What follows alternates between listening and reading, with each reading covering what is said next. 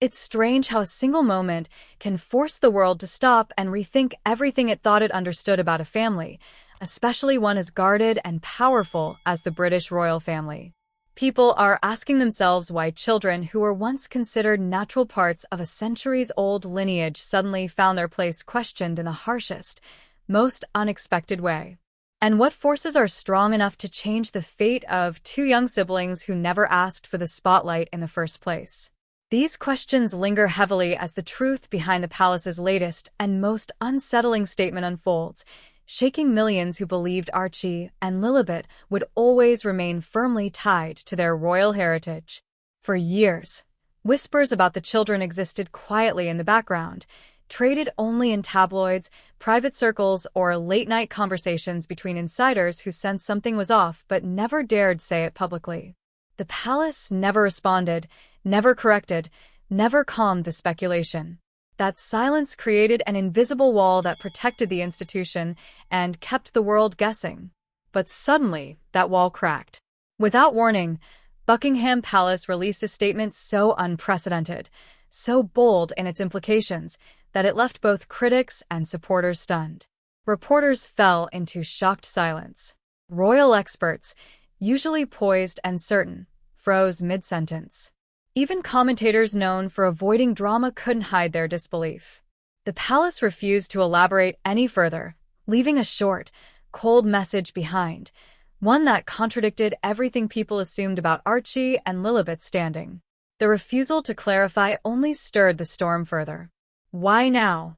Why after years of avoiding this exact topic? And why choose silence instead of explanation? For a royal institution built on tradition and restricted speech, every unexplained move carries symbolic weight, and this one was heavier than anything in recent years. It wasn't just a change. It was a rupture. A reminder that the monarchy, despite living in a modern world, still plays by ancient, rigid rules that resist emotion and ignore public sentiment entirely. Behind the glittering portraits and carefully crafted public images, palace offices have always held documents that rarely see the light of day. The kind of documents stamped with official seals, written in formal language, and designed to outlive the people who sign them. These documents don't plan charity events or schedule appearances. They handle the backbone of royal identity itself. Recently, insiders who caught a glimpse of these papers were horrified by what they saw. It wasn't a revision, a temporary adjustment, or a wait-and-see clause. It was final, absolute. It erased Archie and Lilibet's connection to royal identity as if it never existed. With one stroke of ink, the future many assumed for them vanished. Suddenly, the palace's silence of the past years made sense. They weren't ignoring the noise. They were waiting for this. Waiting for the rule book that governs royal identity, a rule book stronger than personal emotion, stronger than public pressure, and entirely immune to modern controversies. It is a system built from deep within institutional history, a legal force that shapes the monarchy from the inside out. This rulebook comes from the early 20th century, created during a time of war and upheaval when monarchies across Europe were collapsing under pressure. King George V, determined to secure the British crown against any threat, designed a system that tightly controlled who could be considered royal. Popularity didn't matter. Heart didn't matter. Only lineage, proximity to the throne, and the strict interpretation of royal law held weight. With the 1917 Letters Patent, he transformed long-standing customs into firm, legal boundaries that defined royal identity for generations to come. This document has remained one of the monarchy's most powerful tools, untouched and unchallenged for more than a century. For decades, it functioned flawlessly. It navigated wars, abdications, divorces, scandals, and political shifts. No matter how the world changed, this system stayed intact, quietly ensuring that only those who met its criteria could claim a place in royal history. But this same system, unyielding and unforgiving, is what now stands between Archie, Lilibet, and the royal identity many assumed they would inherit. When Archie Harrison Mountbatten-Windsor was born in 2019, his entry into the world should have followed the traditional script. Official announcements, recorded details, and ceremonial protocols were expected. But something unusual happened with his birth certificate, something so small on the surface, but monumental within royal administrative norms. Meghan's full legal name, Rachel Meghan Markle, was listed as expected. Then, suddenly, the record was changed. Her legal name was removed, replaced only with her title, Her Royal Highness the Duchess of Sussex. Within the palace, this was not a simple update. It was a breach of traditional record-keeping, sparking internal debates about transparency and legitimacy. Birth certificates are supposed to remain untouched, preserved as official historical documents. Changing one after filing is considered unorthodox, alarming, and suspicious. Meghan publicly insisted the palace ordered the change. Palace aides insisted it was Meghan's request. No one produced evidence. The truth remained clouded. Yet the result was the same. Doubts began to grow within the institution itself. Those doubts became the first crack in the foundation of the children's royal identity. Then came the birth of Lilibet Diana in California. Her arrival was celebrated privately by the family, far removed from royal doctors or traditional protocols. For the Sussexes, it was a moment of independence. For the palace, it presented a serious procedural problem. The bigger issue arose later. Her baptism, reportedly performed in California and never recorded in the Church of England registers.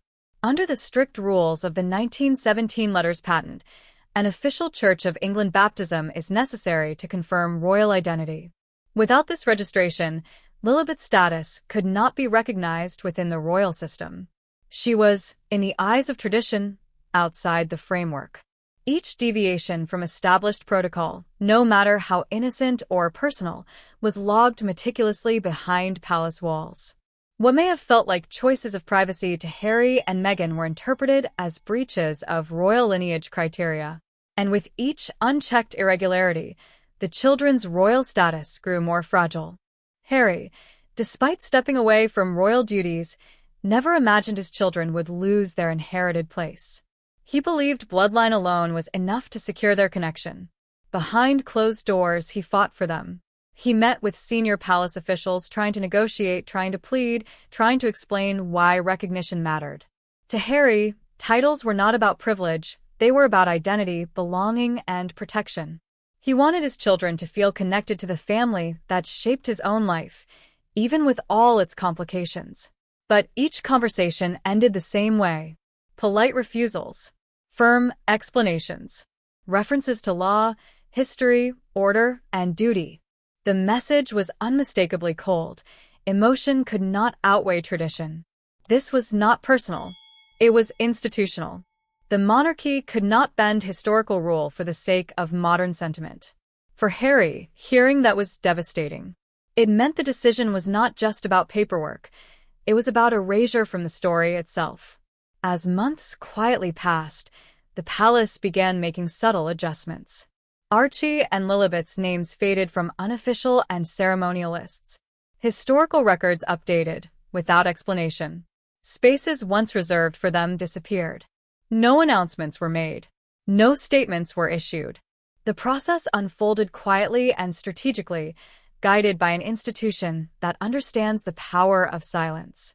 In the monarchy, being erased silently is far more permanent than being removed publicly. The palace's weapon has always been silence. Silence keeps control. Silence avoids scandal. Silence maintains dignity. Silence allows ancient traditions to stand firm without being dragged into modern public debate. While Harry and Meghan spoke openly in interviews, memoirs, and podcasts, the palace stayed still. Their stillness wasn't ignorance, it was strategy. They let the rulebook decide. They allowed time to settle the matter. And once the decision was finalized, they didn't announce it. They simply acted on it. This is why the recent statement hit so hard. It wasn't just an update. It was the confirmation of a process that had been quietly underway for years. A process that now places Archie and Lilibet firmly outside the royal fold, not through blame or anger, but through adherence to rules that existed long before they were born. Yet outside this cold institutional framework, life continues for the children, full of warmth, love, and the values Harry and Meghan are determined to teach them. Recently, their visit to a Los Angeles community kitchen revealed a different story. Away from cameras and expectations, Archie and Lilibet put on aprons and joined volunteers preparing meals for families struggling with food insecurity. It wasn't a publicity stunt. It wasn't staged for sympathy. People who were there described the day as sincere and grounded. The children helped roll dough, chopped ingredients, and learned the importance of caring for others without expecting anything in return. The moment reminded many of Princess Diana, who made it a priority to show William and Harry the world outside palace walls. She believed compassion was more important than title. Service mattered more than status. And Harry, now doing the same with his own children, is carrying that legacy forward in a way that feels deeply personal. This approach gives Archie and Lilibet something the palace cannot control, an upbringing rooted in empathy, humility, and real-world connection. As debates swirl online, and headlines focus on royal conflict and rejection, the truth is far more human. These two children are growing up with parents who want them to feel grounded, kind, and loved, qualities that matter far more than any title ever could.